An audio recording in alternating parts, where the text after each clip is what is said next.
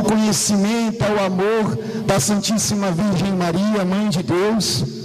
Mas, conforme o Ministério de Música ia cantando uma palavra, uma passagem vinha ao meu coração, e eu quero que vocês não se distraiam e olhem diretamente para mim e prestem muito bem atenção no que eu vou falar. Nosso Senhor foi dizendo no Evangelho que, falando para os fariseus, nós batemos palmas, tocamos músicas nas praças e vocês não dançaram. Nós mandamos que se cobrissem de luto, jogando cinzas, e vocês não choraram. O que queria dizer isso?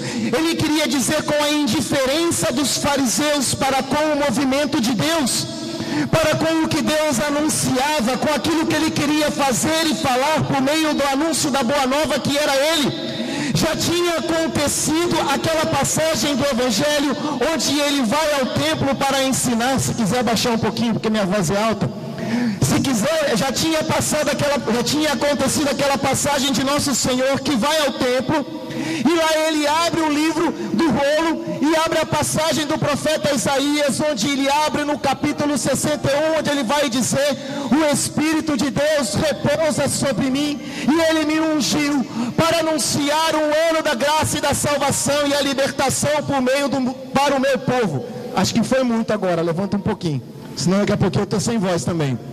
O que eu quero colocar com vocês é assim, desculpa falar, mas o pregador, ele está aqui na frente, ele precisa ter um feedback do povo. A música está sendo cantada e parece que o povo está desligado.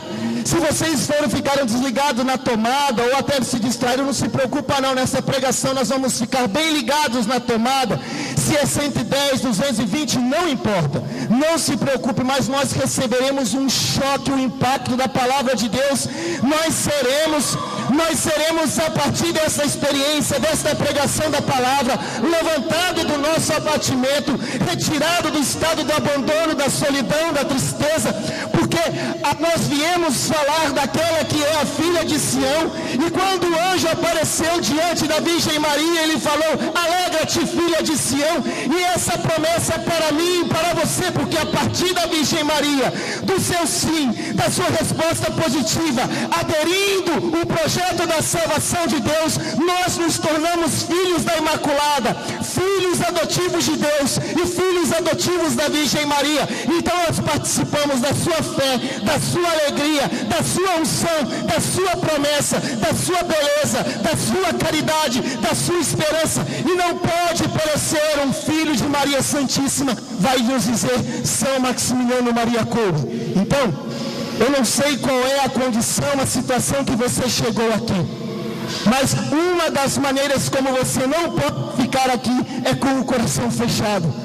Então, chacoalha esse irmão que está do seu lado, balança ele e fala: abre teu coração, acorda, desperta tu que dormes, alegra-te, presta atenção.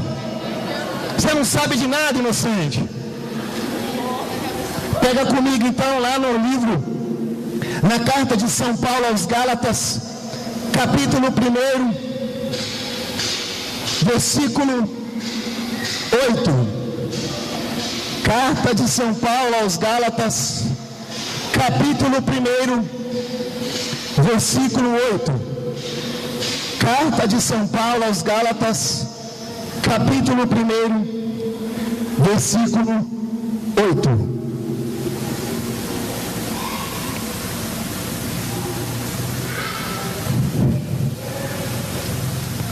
São Paulo vai nos dizer assim: entretanto, se alguém, ainda que nós mesmos, ou um anjo do céu, vos anunciar um evangelho diferente do que vos anunciamos, seja maldito. Como já vos dissemos, e volto a dizê-lo agora: se alguém vos anunciar um evangelho diferente do que recebestes, seja anátema, maldito. É porventura a favor dos homens que agora eu busco, ou é a favor de Deus? Eu procuro agradar aos homens? Se eu quisesse ainda agradar aos homens, não seria servo de Cristo. Palavra do Senhor. São Paulo é muito claro ao explicar o que ele quer dizer nesta palavra. Ele está falando da comunidade dos Gálatas, na Galácia, diante das pregações que aconteciam em paralelo ao evangelho que era anunciado por meio dos apóstolos. Os apóstolos, os 12, que estavam no Pentecostes, após a ascensão de nosso Senhor Jesus Cristo, que saíram pelo mundo em obediência à ordem de nosso Senhor, que foi dizendo: ide por todo mundo, pregai o evangelho a toda criatura, todo aquele que crer e for batizado será salvo, quem não crer já está condenado.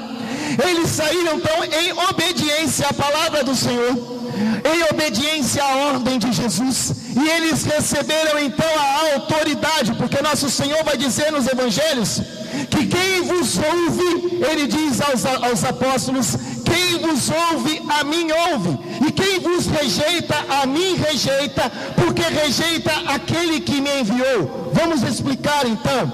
Quem vos ouve, ele vai falando para os apóstolos, quem ouve aos apóstolos é a mesma coisa que ouvir a mim, Jesus. Quem não vos ouve, não me ouve. Quem vos rejeita, rejeita a mim, ou seja, quem rejeita a pregação dos apóstolos, rejeita Cristo, e quem rejeita Cristo, rejeita o Pai que enviou Cristo. Aquela passagem de Evangelho de João, capítulo 3, versículo 16, de tal maneira Deus amou o mundo que enviou o seu Filho, para que todo que nele crer não pereça, mas tenha a vida eterna. Quem rejeita o Cristo, rejeita o Pai. Quem rejeita o Pai, rejeita o amor do Pai, a providência do Pai, a insistência do Pai em salvar, a manifestação. Porque o Rick foi dizendo na primeira pregação que após o pecado original, a desobediência de Adão e Eva, foi ampliado um abismo diante da criação e o Criador. Não que Deus não tivesse poder para superar esse abismo, tanto é que ele superou, mas não havia nada capaz do homem, não havia nada que o homem pudesse fazer que fosse capaz de ultrapassar essa barreira e esse abismo. Porque ainda que o homem seja capaz de Deus, como vai ensinar o catecismo da Igreja Católica, o homem é capaz de Deus. Tudo que o homem é em relação a Deus é pela graça. E o que é a graça de Deus? Vou explicar. A graça de Deus é a glória de Deus. A glória de Deus derramada neste mundo é a graça. E a graça de Deus que retorna à nossa pátria celeste, o céu, habitando a beleza de Deus, a visão beatífica, o corpo místico de nosso Senhor Jesus Cristo, o Cristo total, os anjos que cantam as maravilhas da glória de Deus, os santos que intercedem e participam do coro dos anjos, cantando a beleza e a majestade de nosso Deus. Lá é a glória. Então Deus, que estava habitando na glória, Ele veio derramar sobre nós a graça. No entanto, eu quero dizer para vocês de uma maneira bem especial: Deus criou o céu e a terra, criou o homem à sua imagem e semelhança, manifestou o seu poder dividindo as águas do céu das águas do firmamento, separou os animais, mas lá não estava a plenitude da graça e a plenitude dos tempos. Deus, vendo a desobediência do homem, fez uma promessa de que viria uma mulher que aqui é onde ele disse à serpente: porém inimizade entre a tua descendência e a descendência da mulher. Ela lhe esmagará a cabeça e tu lhe tentarás o calcanhar. Ainda que fosse a beleza de uma promessa de Deus, não estava na promessa a plenitude da graça e a plenitude da promessa, a plenitude dos tempos. Deus chamou um homem chamado Noé, que disse para ele: constrói uma arca, põe ali dos dois animais um casal, de cada raça, de cada tipo, coloca a tua família e anuncia que virá um dilúvio. Choveu 40 dias e 40 noites, a terra ficou toda inundada das águas de Deus. Noé escapou do dilúvio com sua família. A partir da sua geração, Sem, Jafé e Cã, ele repovoou a humanidade, repovoou a terra. E mesmo com essa ação, não estava na promessa que Deus fez a Noé a plenitude da graça e a plenitude dos tempos. Deus chamou um homem chamado Abraão de Ur dos Caldeus. Disse para ele: Abraão, sai da tua terra, da tua parentela, da casa de teu pai, para o lugar que eu hei de te mostrar. Serás pai de uma grande geração. Mesmo com essa promessa, não era a plenitude da graça e não era a plenitude dos tempos. Abraão, querendo viver e antecipar a promessa de Deus na sua vida, em comunhão e acordo com sua esposa Sara, tomou a sua serva e teve com ela um filho, e colocou nele o nome de Ismael. E Deus apareceu para ele e disse: tu terás um filho da promessa. E mesmo tendo gerado, manifestado depois da visita dos anjos, que vai dizer os teólogos que foi a visita da Santíssima Trindade, Deus visitou Abraão e disse: terás um filho da promessa. E Deus deu a Abraão um filho chamado Isaque. Isaque, sendo filho da promessa, não era a plenitude dos tempos e não era a plenitude da graça. Deus pediu uma prova da fé a Abraão. Pediu que fosse até o Monte Moriá e lá sacrificasse o seu filho. Ele colocou o menino sobre o altar, levantou a adaga, apareceu o anjo e falou: Abraão, não faça nenhum mal contra o menino. Mostrastes que tem fé. Deus manifestou sua providência, fez aparecer um cordeiro preso pelo chifre nos ramos, lá no alto do monte. Abraão sacrificou o cordeiro a Deus. A partir daquele momento, aquele lugar passou a chamar Deus provê, Deus providente. Ele voltou para casa com seu filho, e mesmo com a manifestação da providência de Deus, não era a plenitude do tempo e não era a plenitude da graça. Deus fez promessas a Abraão e ele estendeu as mesmas promessas pela bênção de Abraão a seu filho Isaque. Isaque foi um homem abençoado, casou com Rebeca e se apaixonou logo ao olhar para ela. Foi um homem cheio, gerou 2 meninos, Esaú e Jacó, tendo ele prometido e abençoado os seus filhos. Mesmo com a bênção e a promessa, não estava nesses 2 meninos a plenitude da graça e a plenitude da bênção, nem a plenitude dos tempos. De Jacó saíram 12 filhos, pelo qual Deus prometeu uma terra. Entraram em Canaã e Deus dividiu a terra prometida no seu povo, dando origem às 12 tribos de Israel.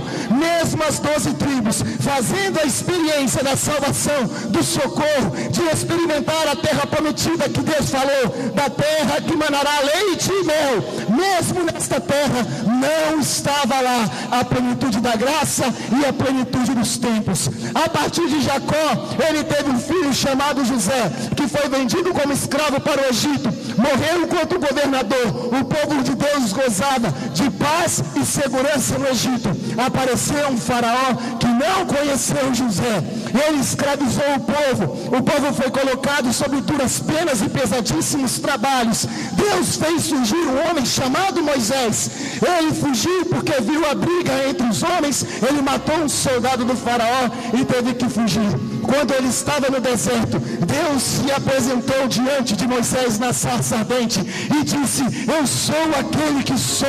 Moisés, tira a sandália dos teus pés, pois o lugar que tu pisas é santo. Eu ouvi o clamor do meu povo. Volta para o Egito, eu hei de libertar. Moisés voltou para o Egito e lá ele foi ter com o faraó. Falando com o faraó não libertou o povo. Deus mandou 10 pragas, tendo ele aparecido a Moisés na sarça e mandado para o Egito as 10 pragas, não estava nessa ação e nessa promessa a plenitude da graça, nem a plenitude dos tempos. Deus manifestou a sua glória pela permissão do faraó. Ele abriu o mar vermelho, o povo passou a pé enchido, atravessou e chegando do outro lado, Maria, irmã de Moisés, cantou um cântico belíssimo em louvor a nosso Deus, e ali ela profetizou maravilhas, mas naquela profecia, naquele canto e naquela ação, não estava a plenitude dos tempos, não estava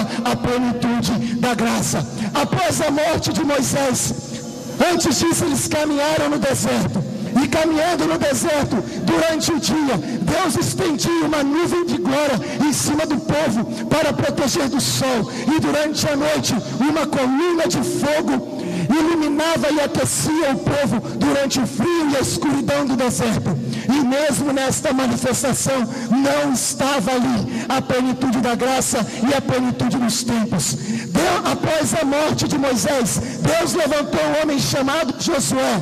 Por meio de Josué, no livro do profeta Josué, do sacerdote Josué, Deus manifestou o seu poder entregando nas mãos daquele povo uma cidade de Jericó, que era bem fortalecida, com grandes muralhas. Deus fez uma promessa e diante da oração, ele fez cair as muralhas de Jericó. Diante de Josué, ele fez o sol parar, mas diante dessas ações de Deus, não estava lá a plenitude da graça e não estava lá a plenitude dos tempos. Deus chamou um homem chamado Elias, pelo qual ele humilhou os sacerdotes de Baal, onde aqueles homens que eram servos e sacerdotes do rei, eles adoravam a outros deuses, e eles diziam e afrontavam o profeta Elias, e diante do altar eles disseram: vamos ver a qual Deus é mais poderoso. Os sacerdotes colocaram uma oferta sobre o altar e começaram a clamar, pedindo que Deus pudesse consumir aquela oferta.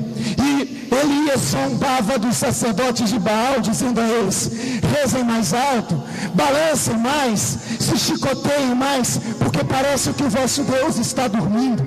Quando chegou a vez de Elias rezar e oferecer, fazer a oferta a Deus, Elias disse assim: está muito fácil para o meu Deus, o Deus de Israel, o Deus verdadeiro. Vamos fazer o seguinte, vamos cavar uma vala aqui em volta, vamos encharcar a oferta e dizer que a partir da oferta e o altar tudo fique bem cheio d'água. E Elias elevou os braços para o céu e disse: Yahvé, fogo. E imediatamente desceu do céu uma coluna, uma bola de fogo, e consumiu a oferta. E imediatamente o rei adorou o Deus de Elias e mandou que matassem os sacerdotes de Baal. E mesmo com tal manifestação, não estava ali a plenitude da graça e a plenitude do tempo. Pergunta para o irmão que está do seu lado enquanto eu bebo água aqui: você está entendendo a pregação? Pergunta para ele: você está entendendo a pregação? Vocês estão muito mortos, meu Deus do céu, eu quero ouvir a voz de vocês. Vocês estão ouvindo, estão entendendo a pregação? Pergunta para ele que está do seu lado.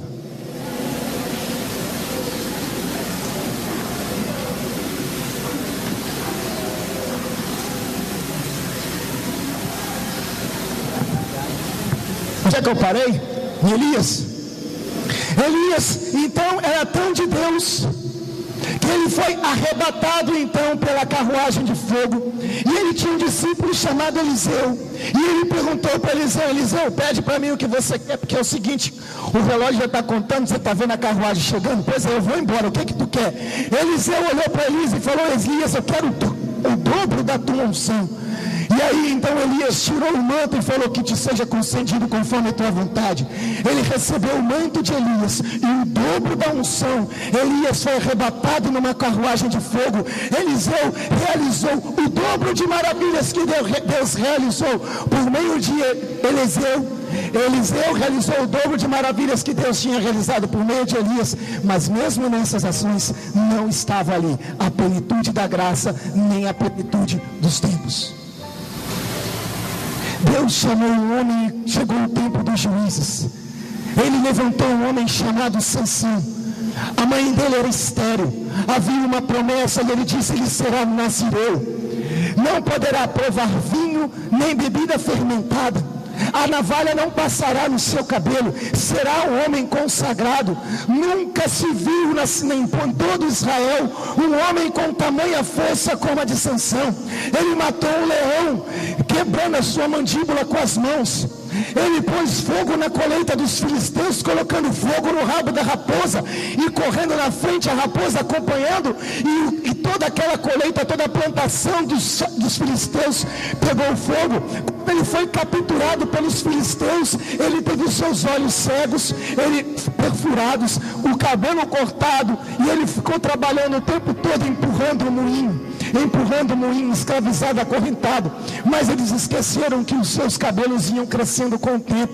Os cabelos de Sansão foram crescendo e ele foi retomando as suas forças. E Sansão, com as suas mãos, derrubou o portão da cidade e derrubou o palácio dos filisteus, morrendo todos os filisteus, todos os homens, a partir da sua força. Mas mesmo na força de Sansão, não estava ali a plenitude dos tempos e a plenitude das graças. Deus chamou uma mulher chamada Esther, que tinha como rei o rei Mardoqueu, e ela era uma judia que estava lá no meio do povo, e a rainha, a esposa do rei, tinha desagradado o rei, entrando na presença do rei sem ter sido convidada.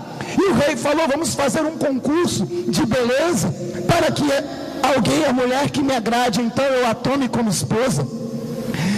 O rei se agradou de Esther e ela se tornou rainha. E mesmo diante da promessa e da perseguição de um homem mau, que era conselheiro do rei, e ela intercedeu diante do rei para que o povo pudesse ter pelo menos o direito de se defender e defender a própria vida, e ela alcançou do rei, ela ouviu do rei: Esther, pede o que for, mesmo que seja metade do meu reino, eu te darei. Mesmo Esther conquistando todos esses favores do rei, não estava ali a plenitude da graça, nem a plenitude dos tempos.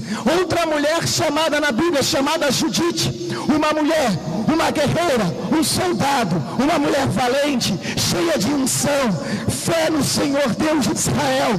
E ela então, tendo a cidade, tendo o povo de Deus, estando cercado pelo exército do inimigo, então ela fez 3 dias de jejum, oração, e então se vestiu, perfumou, depois jogou óleo e foi diante do acampamento dos inimigos, e lá ela cortou a cabeça de Holofernes, voltou para a cidade com a cabeça do inimigo cortada nas mãos, e o povo foi glorificado e honrado por Deus. Mas mesmo com tal ação, não estava ali a plenitude da graça e a plenitude dos tempos. Deus chamou um homem chamado Daniel, no livro do profeta Daniel. Ele era um homem fiel, de oração, temente a Deus, e por causa de um edito, de uma lei do rei, que Nabucodonosor, que não queria que ninguém fosse adorado e não pudesse oferecer a Deus orações e súplicas naquele tempo, a não ser ele, porque ele queria ser reconhecido e visto como Deus.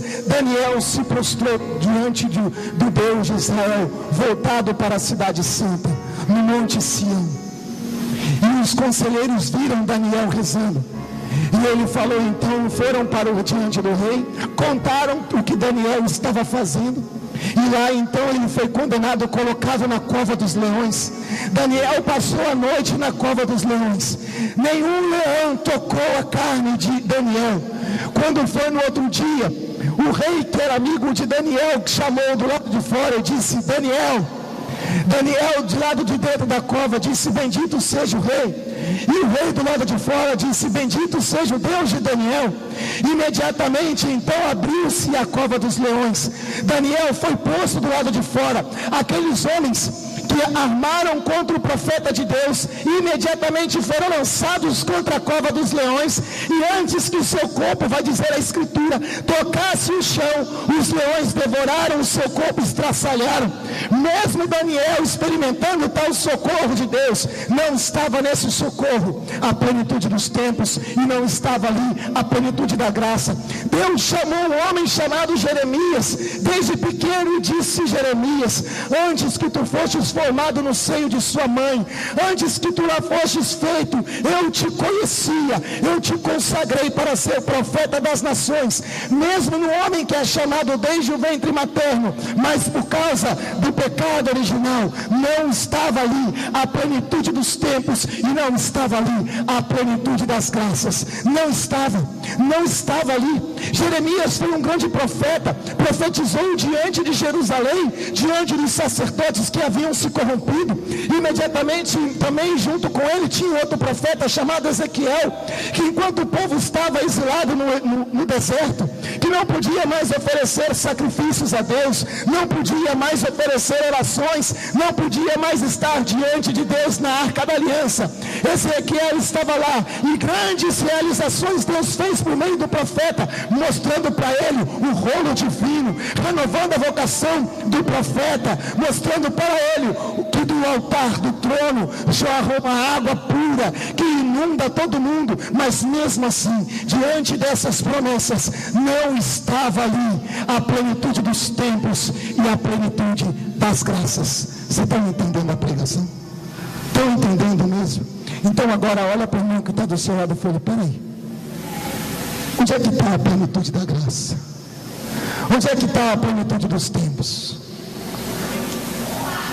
Que coisa é essa que Deus demorou esse tempo todo para mostrar, para revelar? Pega comigo, carta de São Paulo aos Gálatas, capítulo 4, versículo 4.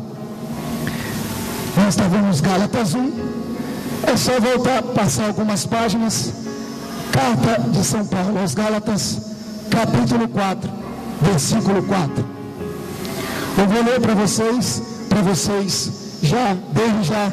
Eu quero ouvir um glória quando eu acabar de ler esse versículo, então, onde São Paulo vai nos dizer: quando, porém, chegou a plenitude dos tempos, a plenitude do tempo, Deus enviou o seu Filho, nascido de mulher, nascido sob a lei, para resgatar os que estavam sob a lei, a fim de que recebêssemos a adoção filial. Calma aí.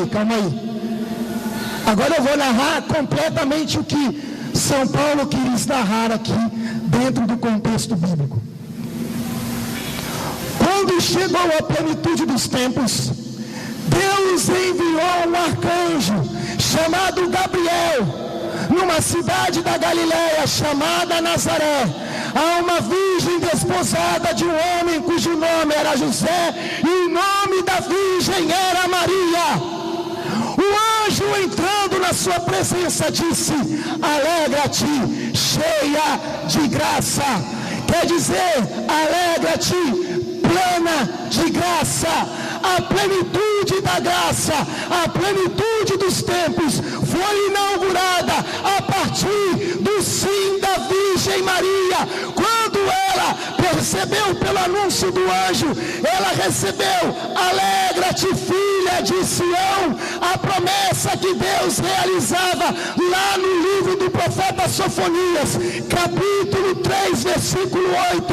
Alegra-te, filha de Sião, o Senhor está no meio de ti. Quer dizer, tu conceberás um menino, ele será grande, será chamado Jesus, ele herdará o trono do seu pai Davi, o seu reino será grande e nunca terá fim. Nesse então, na Virgem Maria inicia a plenitude dos tempos. Então nós ouvimos diante de algumas pregações, diante de algumas acusações, que a Virgem Maria é uma mulher qualquer, de que a Virgem Maria é uma prostituta, de que a Virgem Maria é uma vagabunda, Mas engraçado que após o anúncio do anjo, o anjo chega para ela para dizer: alegra-te, salve. O anjo, uma criatura celeste, perfeitíssima, que contemplava a visão beatífica, via Deus face a face, saudando uma criatura humana. Você não vai encontrar isso em lugar nenhum mais da Sagrada Escritura. Nenhum lugar. Você vai ver no livro do profeta Daniel, no capítulo 10, de que quando o arcanjo Miguel se apresenta diante de Daniel, quando ele dirige a palavra para Daniel, antes que Daniel se dê por conta de que é um anjo, ele está prostrado por terra. Por quê? Porque a presença dos anjos causa temor. Tanto é que na experiência então do anjo, e nós temos isso cantado em algumas canções, mas os santos vão dizer que diante da anunciação, então, o anjo se deteve diante da Virgem Maria. E quando ele se deteve, então, houve um silêncio. E aqui eu quero colocar, então, alguns detalhes bem pontuais. Nossa Senhora era da tribo, era da descendência de Davi, ainda que a característica maior seja seu esposo, José. Mas ela também era da descendência de Davi. Então ela sabia, naquele momento, então, toda a história da salvação começou a se passar diante da cabeça de Nossa Senhora. Tudo. E ela então, que reconhecia e fez lembrança, então, se meu filho será rei, então eu serei a rainha. Peraí, mas a rainha não é a esposa do rei? Não é assim, é certo? Só que no reino de Israel, no reino do sul, não era assim. Em Israel, no reino do sul, aconteceu que Davi teve um filho chamado Salomão, e foi ele quem herdou. Ele teve um outro filho, Absalão, e outro, Amnon. E diante das intrigas entre eles guerrearam. Absalão se levantou desonrando seu pai e pecando contra Deus, não honrando seu pai e sua mãe. Absalão, então, que fez guerra contra seu pai, roubou-lhe o trono, o direito do trono. Durante uma guerra, uma batalha, morreu, ficou preso pelos cabelos. Amnon foi assassinado pelo seu irmão Absalão, porque esse cometeu o crime de estupro com sua irmã. Quando o rei Davi, o grande Davi, morreu, quem foi coroado foi Salomão. E no ato da entronização de Salomão, no momento em que ele foi colocado, entrado na sala do trono, Salomão, então, quando ele sentou no trono, entrou na sala do trono sua mãe, Betsabé. Imediatamente, Absalão pôs-se de pé, mandou que os servidores, seus servos, buscassem um trono para sua mãe e colocaram do seu lado direito. E isso nós vamos ver lá no Salmo, então, se eu não me engano, 144, que nós cantamos na festa de Nossa Senhora da Glória, da Assunção da Virgem Maria, esse refrão do Salmo, que vai dizer: à minha direita se encontra a rainha, de vestes esplendentes, de ouro e de ofir. A Virgem Maria, então, que era descendente dessa mesma tribo, dessa mesma dinastia, ela sabia então que tinha um termo, uma palavra hebraica, que era atribuída à pessoa da rainha mãe, que era o nome Giborá. Quando ele falava Giborá, referia-se à rainha mãe. Então, quando a rainha, a mãe de Salomão, assentou-se no trono ao seu lado direito, Salomão ficou de pé e se inclinou diante de sua mãe, E ela disse: a partir de agora serás minha rainha, governará ao meu lado. A Virgem Maria, que era então descendente do reino do sul, do reino de Judá, quando o anjo anunciou e disse: teu filho será rei, o Espírito Santo então fez memória de toda a história da salvação, e ela teve o conhecimento, a certeza de que ela seria a rainha mãe. No entanto, como Deus prefigura e recapitula a história da salvação, como foi muito bem pregado pelo Rick na primeira pregação, e nós vamos retomar então a palavra de Santo Irineu, que vai dizer que se pela desobediência de Eva, um nó foi feito para com a relação entre a humanidade e Deus, pela obediência da Virgem Maria e pela sua humildade, o nó foi desfeito.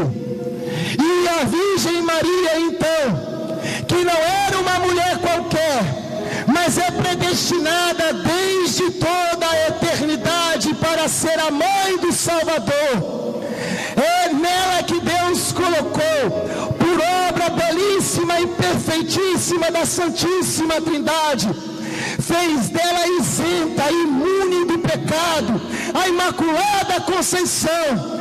Ela disse como resposta para Deus: Eva quis ser como Deus, Eva era imaculada, Eva era virgem, estava prometida a um homem cujo nome era Adão, recebeu a visita de um anjo chamado Lúcifer, quis ser como Deus. A Virgem Maria recebeu a visita de um anjo, estava prometida em casamento cujo nome era José, deu como resposta: eis aqui a escrava do Senhor. Imediatamente, aquilo que o apóstolo João vai dizer no seu evangelho, no capítulo 1, versículo 14: naquele exato momento, o Verbo se fez carne e habitou entre nós. Imediatamente, fazendo aquela experiência então da anunciação do anjo, a Virgem Maria se pôs a serviço, porque na Virgem Maria se cumprem as profecias do Antigo Testamento, mas também profecias do Novo Testamento. Evangelho de São Lucas, capítulo 1, versículo 16. Antes disso, no livro do profeta Isaías, que é o profeta messiânico, ele vai dizer: como são belos os pés do mensageiro que anunciam. Então, há de vir o profeta que será o precursor, a anunciar a vinda daquele que vem retirar o pecado do mundo. Qual é o nome desse profeta? João Batista. Evangelho de São Lucas, capítulo 1, versículo 16. O anjo aparece a seu pai Zacarias, que está naquele tempo na fase de fazer a oferta e adentrar o Santo dos Santos, o local onde se faz os sacrifícios, se faz oferenda a Deus. Lá dentro aparece para ele o profeta, para o sacerdote, o arcanjo Gabriel, e faz também um anúncio de que ele na velhice, ele e sua esposa eram de idade avançada, e a sua esposa era estéril, Isabel. Disse que na velhice então eles teriam um filho, que poria no menino o nome de João, e que ele seria cheio do Espírito Santo desde o ventre materno. Evangelho de Lucas, capítulo 1, versículo 16. Nossa Senhora então, que recebe a anunciação do anjo, vai para as montanhas visitar a sua prima Isabel. Chegando na visita, ela saúda a sua prima com a saudação dos judeus: Shalom Adonai. A criança imediatamente estremece de alegria, e Isabel fica cheia do Espírito Santo, e pela boca de Isabel o Espírito Santo põe ali as palavras: bem-aventurada, bendita és tu que cresce, porque todas as coisas que foram ditas a ti por parte do Senhor hão de acontecer. Na tradução do grego, nós vamos ver no verbo, quando vai na tradução do português, voltando para o grego, o verbo vai dizer que a criança dançou de alegria no ventre de Isabel, e naquele exato momento a criança ficou cheia, repleta do Espírito Santo. Quem encheu João Batista do Espírito Santo? Jesus no ventre de Nossa Senhora, a partir da salvação de quem? Da Virgem Maria. Por isso que nós precisamos levantar, e como católico, numa postura bem séria de conhecer a nossa fé, para que não nos seja pregado um evangelho adulterado, como foi falado pelo profeta, pelo apóstolo Paulo. Se alguém pregar um evangelho diferente desse, que você se levante e diga: maldito! Adultério contra a palavra de Deus é um pecado gravíssimo. Nossa Senhora é a mulher da palavra. Quando São Lucas foi escrever o evangelho, pegar aqui, capítulo 1 do Evangelho de São Lucas, para vocês não achar que eu estou inventando isso. Evangelho de São Lucas, capítulo 1.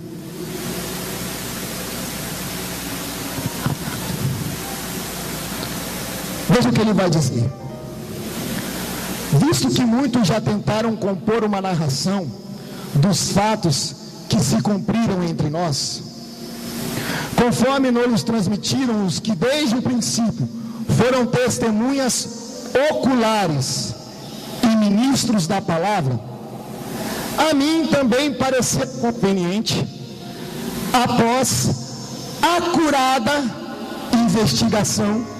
Como é que está aí na Bíblia de vocês? Evangelho de São Lucas, capítulo 1, versículo 1.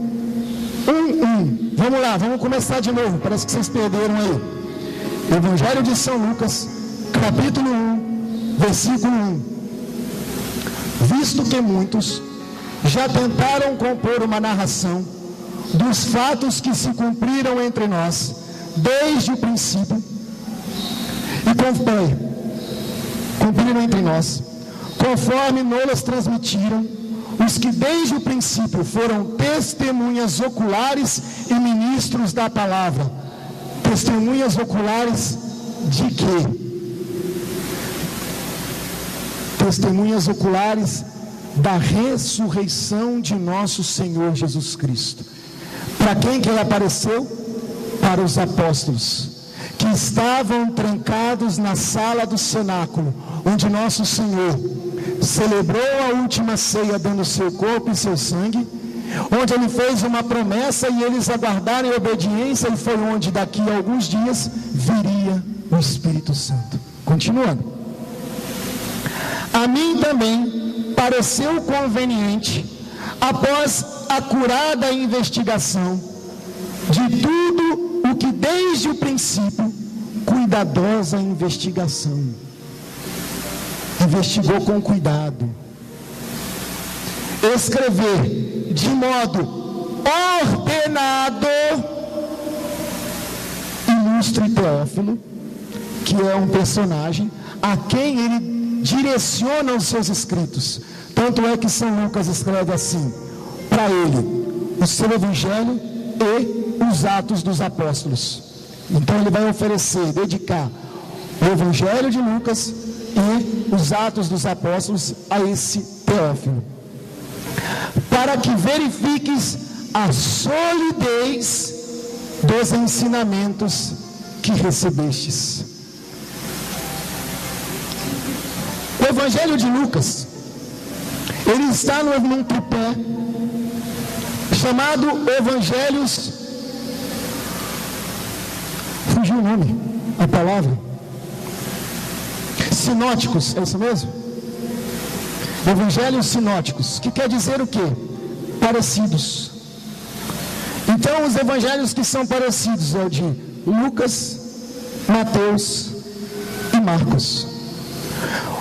O mais antigo dos evangelhos é o evangelho de Marcos. Mateus escreve com bastante detalhe o seu evangelho, tanto que ele é maior, e ele tem um cuidado então de escrever aos judeus. Por quê? Porque Mateus é Levi, e ele escreve então para convencer os judeus.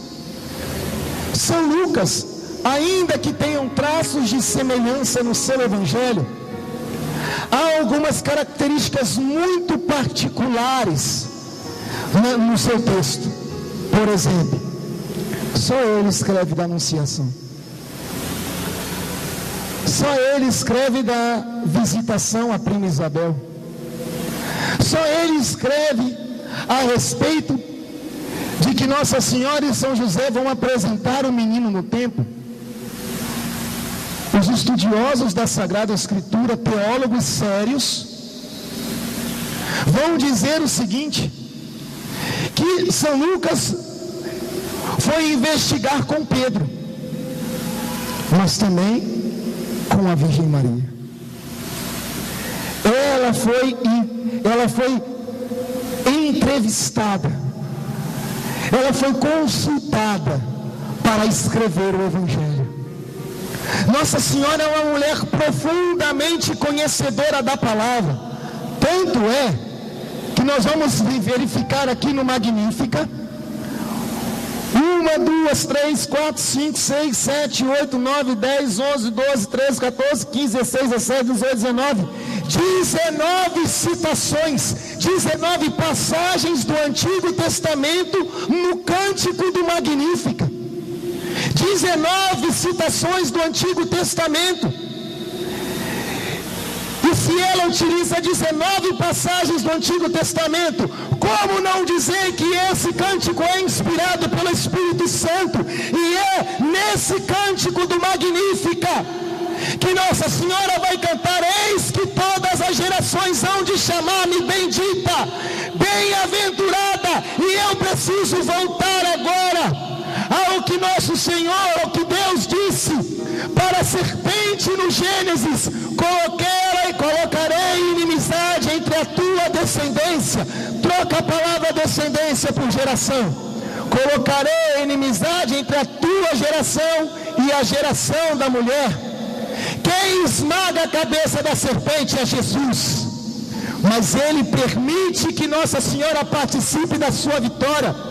Se assim como a rainha mãe de Salomão, estava de veste esplendente de ouro de Ofir, para reinar ao seu lado, no Apocalipse 12, aparece a Virgem Maria, revestida de sol, e o sol é a glória de Deus. Nossa Senhora é a mulher orientada para a glória de Deus, para a glória do Altíssimo, para a glória do Soberano. Ela é a mulher que se manifesta no livro do Êxodo, capítulo 40. Moisés vai dizer que a glória de Deus inundou o templo na Virgem Maria. A glória do Pai, que é o Filho, inunda o seu ventre, e aquele a quem os céus não pode conter esteve contido inteiramente no ventre imaculado, santo e puro da Virgem Maria. Portanto, ela não é uma mulher qualquer, ela é a santa, digna, imaculada Mãe de Deus. E assim como vai dizer o apóstolo dos últimos tempos, São Luís Maria Grignon de Montfort, eu preciso dizer a você, ela é uma digna Mãe de Deus. Quem não concorda com isso, que toda língua emudeça, como não tem a educação de São Luís, eu mando cala a boca. Mas não maltratem, não xinguem e não ofendam a grande Mãe de Deus, Maria Santíssima. Mas você, católico, que está ouvindo esta pregação, você não pode mais ser chamado de ignorante. Por isso, então, nós precisamos anunciar agora que o reino de Jesus é uma consequência do reino da Virgem Maria. Eu fiz essa volta toda para chegar no tratado. Que horas são aí? Quanto? Coração. Tá, eu estava só esquentando, né? Vou pregar mais ainda. O tratado da verdadeira devoção. O número 1. São Luís vai começar assim.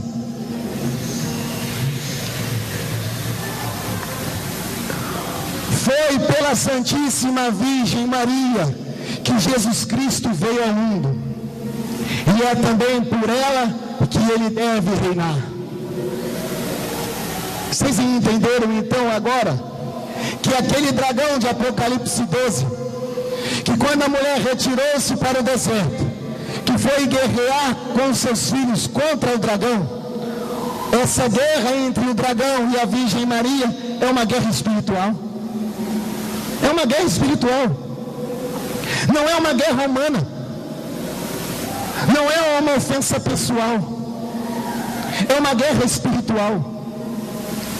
No entanto, eles precisam destruir a verdadeira devoção à Virgem Maria, colocando no coração dos católicos uma ideia, um sentimento de que não precisam honrar a Mãe de Deus, mas Nossa Senhora é nossa mãe espiritual, porque a sua dignidade não está em ela estar cheia da graça. Claro, ela está cheia da graça de Deus. Então, na ordem da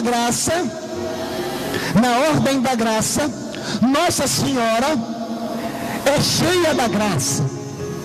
E aí, então, nesse entendimento, talvez por causa da tradução e a nossa compreensão pelo português, a gente vai entender o quê? Que ela está no mesmo patamar que nós, só que mais cheia.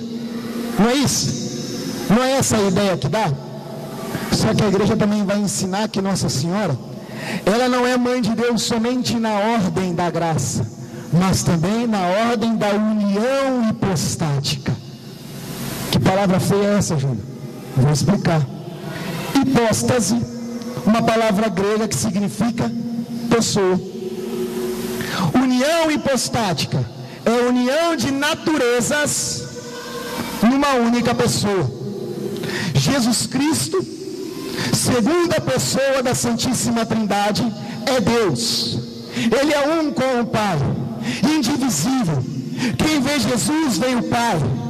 O Pai obedece o Filho. O Filho obedece o Pai. O Pai ama o Filho. Dos dois procedem o Espírito Santo e é derramado ali a unção sem limites. O Espírito do Senhor então foi derramado sobre a igreja. Nessa ação então, dessa Santíssima Trindade, há ali então, quando Jesus, que assume na sua pessoa a condição humana, a natureza humana, ele não perde a sua natureza divina. Ele é um ser divino que assume a natureza humana. Portanto, Jesus Cristo é Deus. E foi no seio imaculado da Virgem Maria que essa embolação toda bonita de um Deus que se torna homem, dessa explosão da graça, como foi bem explicado pelo Rick, no Querrari, Tomene, Roquírios, Metassu, no seio da Virgem Maria acontece uma explosão. E se ela fosse, de alguma forma, o mínimo que fosse, atingida pelo pecado, ela seria destruída pela glória de Deus. Mas porque ela é imaculada, pura, santa, toda virgem, ela suportou a Shekinah de Deus, ela suportou aquela manifestação, Shekinah, a glória de Deus. Quem é a glória do Pai? O Filho. Porque Jesus vai dizer: agora, Pai, chegou a hora, glorifica teu Filho, para que teu Filho glorifique a vós, e assim todos eles te conheçam. Evangelho de João, capítulo 17, oração sacerdotal. O que ele vai dizer? Está chegando a hora da minha morte. Jesus, então, a Shekinah do Pai, se assume a condição humana e não se prevalece dela, a exemplo de quem? Sua mãe. Jesus Cristo se fez escravo, e escravo até a morte, e morte de cruz. Essa é a experiência então do cristão, que é conduzido pela Virgem Maria. E as falsas doutrinas do protestantismo têm retirado o mistério da cruz e colocado um Jesus Cristo adulterado, um evangelho, desculpa dizer, maldito, maldito, maldito. adulterando a palavra de Deus, retirando o mistério da cruz. Mas é pela cruz, pelo sangue redentor que nosso Senhor derrama no Calvário, que a sua vida nos dá vida e que a sua morte nos faz a promessa então de ir, descemos a Ele no seu mistério e participamos da sua ressurreição. Jesus Cristo dá-nos vida por sua morte, Ele que assumiu a condição humana de escravo e a sua humanidade, então nós adoramos e reconhecemos a sua grandeza e nós nos prostramos diante da sua humanidade, reconhecendo que é carne, mas é Deus, é carne divinizada, é carne santíssima, é carne imaculada, é hóstia santa, é hóstia pura, é hóstia imaculada, assumida e recebida de quem? Da Virgem Maria. Toda a carne que Jesus recebeu foi transformada, cresceu em músculos, foi amamentada pela Virgem Maria. Só ela pôde realizar tamanho e tão grande prodígio para com o Filho de Deus. Ela não é uma mulher qualquer.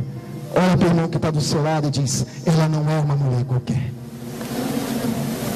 Por isso que São Luís Maria Grignion de Montfort vai dizer que Nossa Senhora é um caminho seguro para chegar a Deus. Por quê?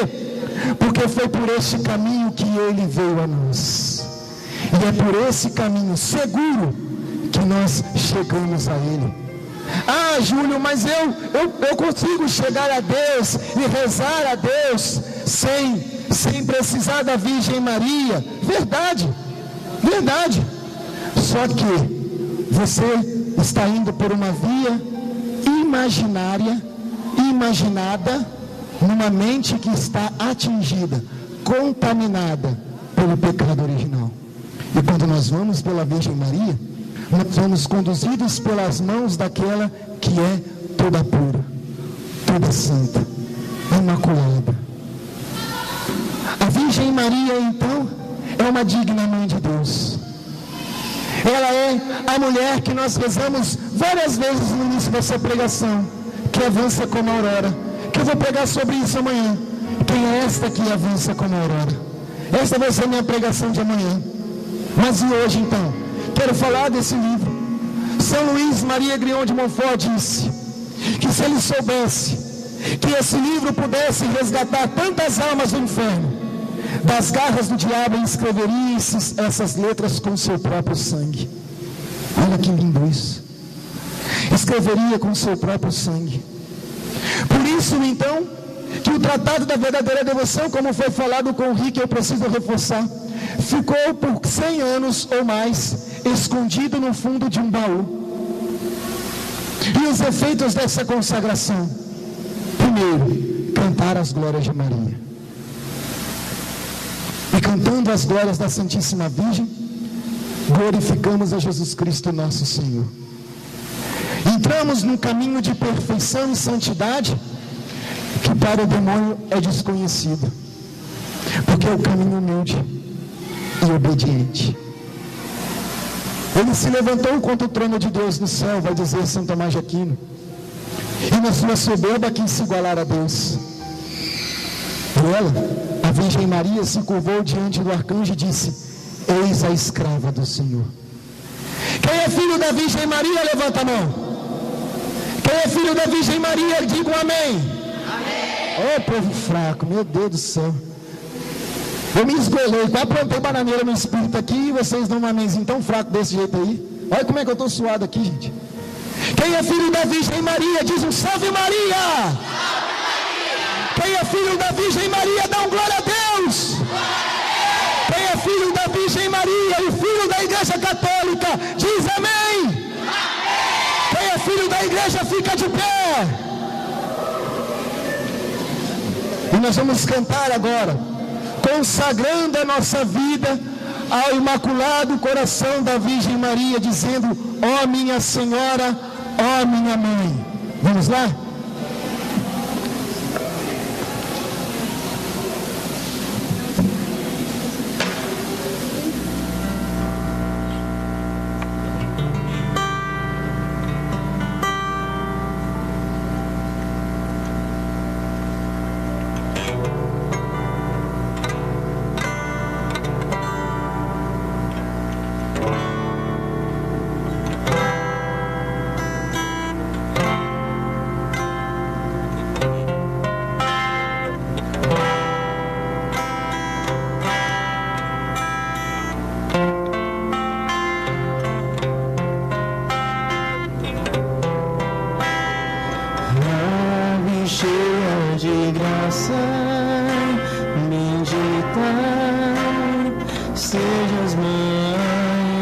amo com amor eterno, singelo de coração.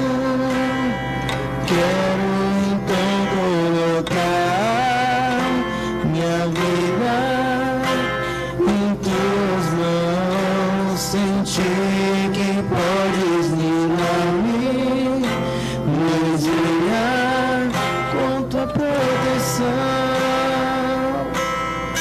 Eu quero deixar que o teu plano em mim possa realizar sem limitações, que quero tentar, sem porém saber, ser um pouquinho do que tu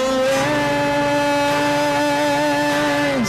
Eu quero deixar, fecha os seus olhos e se te ajuda, possa realizar sem limitações, que quero tentar, sem porém saber, ser um pouquinho do que tu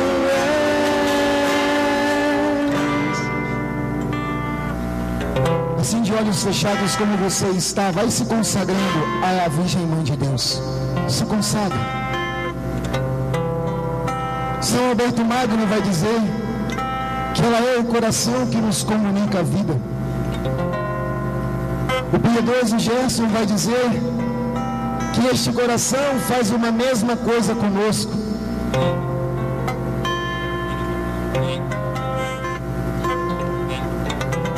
São Maximiliano Maria Kolbe vai dizer que não pode perecer um servo da Virgem Maria.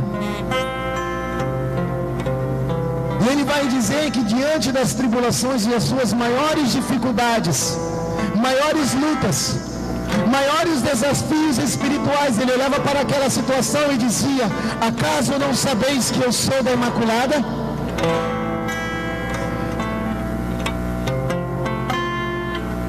Vai se consagrando agora num silêncio, numa oração silenciosa e pedindo: ó Mãe de Deus, assim como a senhora visitou Isabel,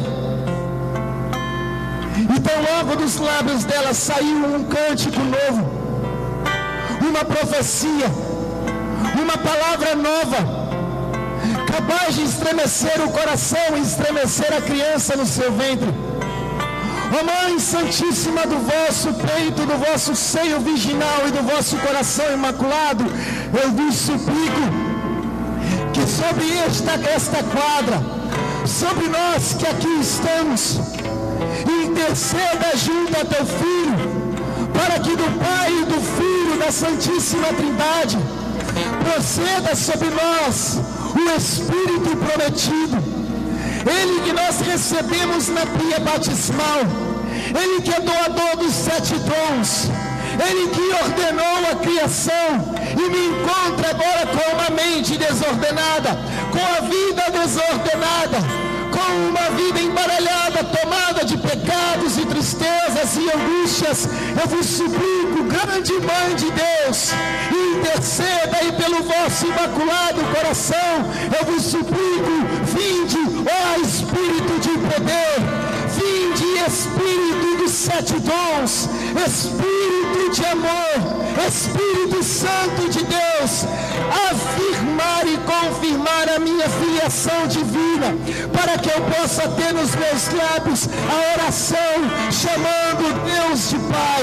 Eu sou o teu Filho, derrama pela ação do teu Espírito a chuva da misericórdia, para que nossas mentes sejam libertas das acusações e das amarras do diabo, para que nossas mentes sejam libertas de toda a acusação, para que a misericórdia de Deus aconteça na minha vida, e assim como o vosso Filho Jesus Cristo fez com a mulher que estava em pecado e disse para ela: mulher, onde estão os que te condenavam? Ninguém te condenou. Ela disse: ninguém. E ele disse: eu também não te condeno. Convence os corações do Espírito Santo, traduzindo nossas ações numa fé carismática, numa fé celestial e sobrenatural, Ajuda-nos a vencer e ultrapassar essa barreira do natural para o sobrenatural. Quebra as maldições e as barreiras neste lugar agora. Quebra a frieza espiritual. Desamarra e levanta os homens e mulheres de Deus neste lugar pela intervenção e intercessão do Imaculado Coração da Virgem Maria.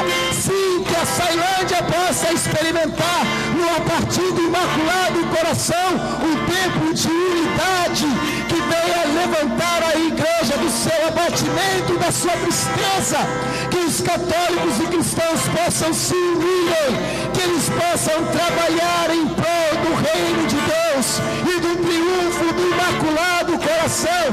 Sim, ó grande Mãe de Deus, pelo vosso divino esposo, o Espírito Santo, convence os corações e tudo que está aprisionando e impedindo a evangelização de acontecer nesta cidade, por esta porta que se abre, e porque a Senhora é a porta do céu, que faça chover sobre esta cidade uma chuva de graças, poder e libertação.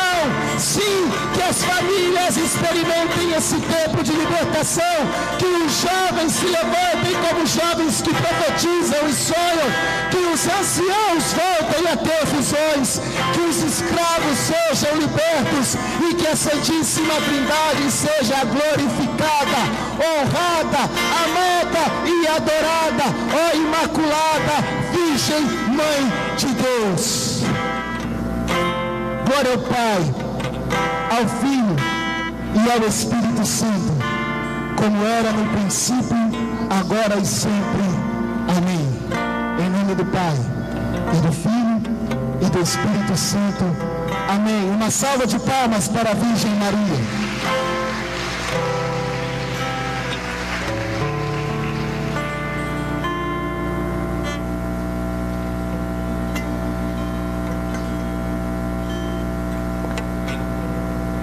O Ministério de Música vai cantar mais uma música aqui, enquanto o pessoal da organização vem. Vamos lá?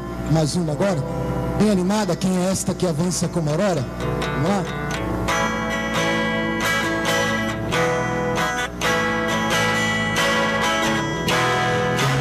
Esta que avança como aurora. Vamos ficar de pé com palmas? Temível como exército em ordem de batalha. Como o sol, brilhante como o sol e como a luz.